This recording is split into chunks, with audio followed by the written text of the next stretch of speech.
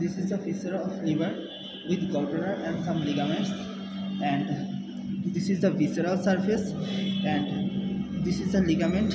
This is the falciform ligament, and this is the ligamentum teres hepatis, and to form the round ligament of liver, and this is the gallbladder and porta hepatis and inferior vena cava. It is directed vertically, and the anatomical lobe of the liver is there is 8 lobe, 1 2 3 4 5 6 7 8.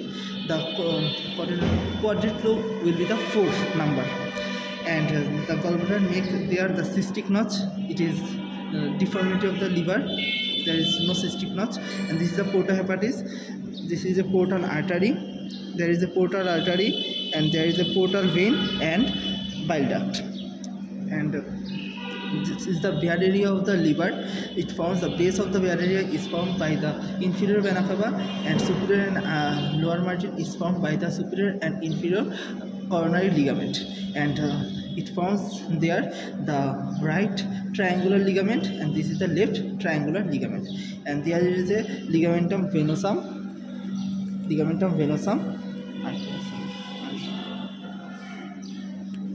1 2 3 4 5, 5th intercostal space, and this is the